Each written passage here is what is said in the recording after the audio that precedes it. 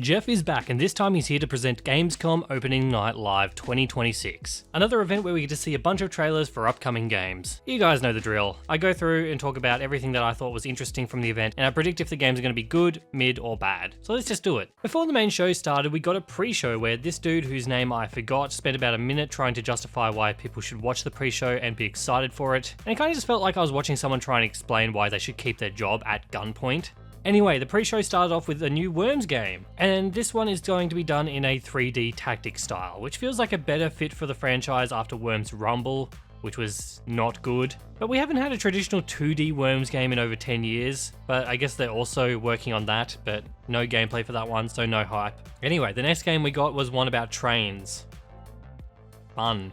Then we got the return of Roller Coaster Tycoon. Oh man, how many hours did I spend on the OG? I'll never know. The art style looks a little whack for this one, but it does feel like it's at least trying to be like the old school games, which makes me very interested. Anyway, the next game we got was Animo, which I've seen pop up a few times here and there over the past year or so. This game just doesn't look like anything. Actually, it looks like a lot of things, but that's kind of the problem with these kind of free-to-play gacha games. They try and do a lot of things and then do none of them well, which I kind of expect this game will do.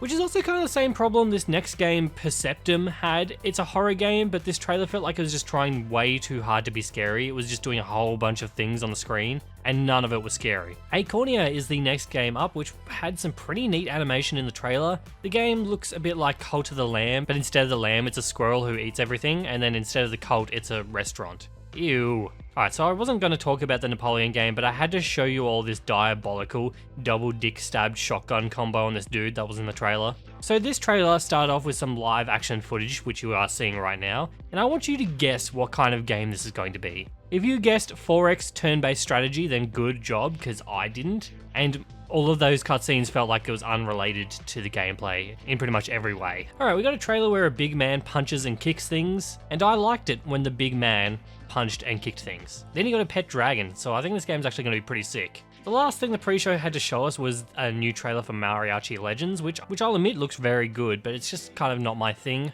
And that rounds off the pre-show. It's time to say goodbye to the depressed librarian and time to say hello to Mr. Geoff Keighley. Guten Abend!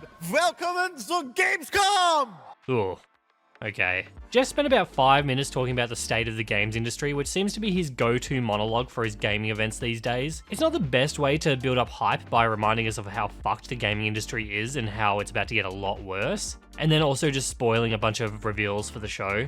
Alright, so the main show started off with a floating butthole looking thing. Okay, so this is a dark fantasy game called Notice Fall, which the most surprising thing about the game is that it's being developed by Hoyoverse and doesn't have any Guna anime characters in it. Are tactics games having a bit of a resurgence? I mean, of all the ones coming out, this kind of looks okay, but it's an Ubisoft game, so I don't give it high hopes. Gears E-Day. So I played the beta for this about a week ago, and it played pretty much like vintage Gears of War, which is great. But vintage Gears of War is also like a 15-year-old game design.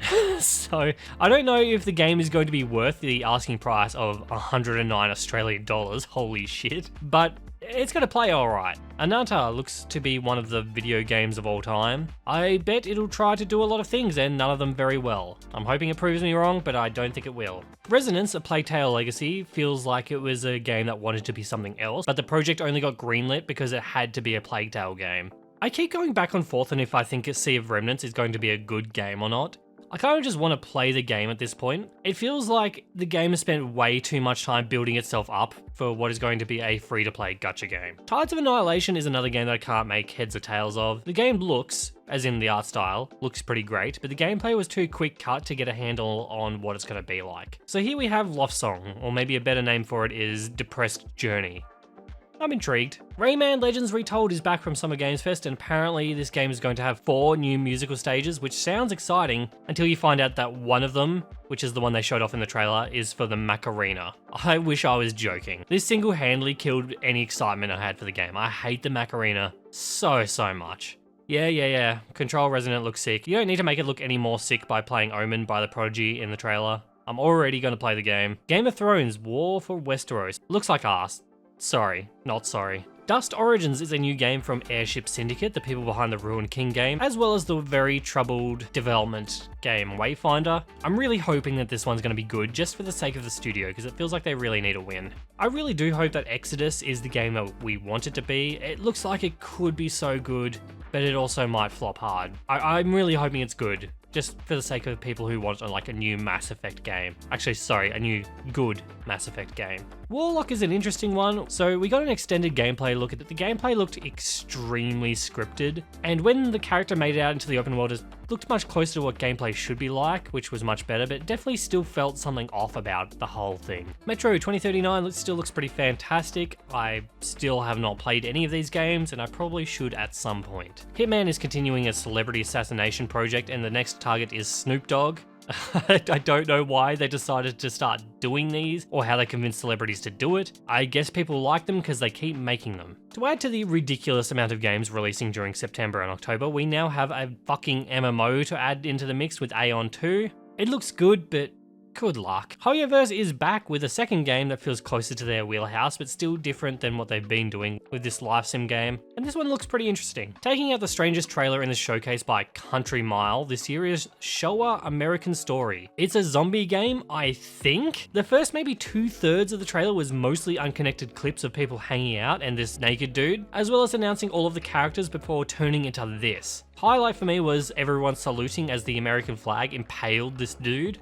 Like, what the fuck? Stage Tour is the newest attempt to recreate the Guitar Hero Rock Band formula, and it certainly looks like one of those games, but it's noticeably lacking in the source. Seriously, look at the art style, this looks like bugs. When you mention a game is created by veterans of Halo and Battlefield, I wasn't expecting a anthropomorphic dog resource collection based defense game. What the fuck is this? Seems like everyone wants to make their own Helldivers now, and Exterminauts is one of those games. I think I'd like to see just a little bit more. Does anyone remember that game Syndicate? Well, No Law kind of looks like Syndicate, but much, much better than Syndicate.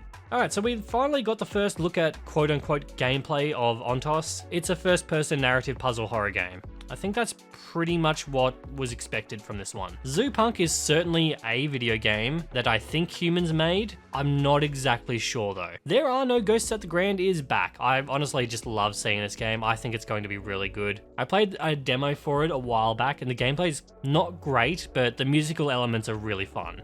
Like or Die is a pretty terrible name for a game. The game just looks like a worse version of the finals and will probably be dead within a year is my guess. You know, I've never actually played Final Fantasy VII, the OG or the remake, and I definitely need to rectify this at some point, probably sooner rather than later if the third game in the remake is about to come out. We ended off Gamescom opening night live with The Witcher 3 Remastered, a newly fixed up version of The Witcher 3 which is free for all Witcher 3 owners, as well as making the 2 expansions for the game free to own for everyone who already owns the base game, which is pretty neat. Then we also got the reveal of a new expansion for The Witcher 3 called Songs of the Past. An expansion for an 11-year-old game is pretty wild, especially considering that CD Projekt Red are well into marketing The Witcher 4, but sure, this sounds good.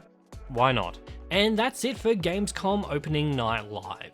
Overall, I think it was a pretty solid showcase. Not much filler and a few more decent projects than I was actually expecting. The pre-show actually had some decent things to show off. The main show was pretty streamlined, not too many segments went on for too long and not very many dud trailers. Ridiculon's musical performance was good, though I wish they did another song. Guillotina is nowhere near my favorite song from the Mugenics soundtrack, but it was good nonetheless. I'm feeling a solid B+ for the entire showcase, but I'd also like to hear from the viewers on what you guys thought of the showcase and what your favorite trailers were. I'll pop mine on the screen for you all to see. So that's all I have to talk about today, so thank you so much for watching. If you liked the video, then please leave it a like and consider subscribing if you're new. As always, many thanks to my YouTube members for their continued support. Absolute legends. That's all I have for now, so I will see you all sometime soon.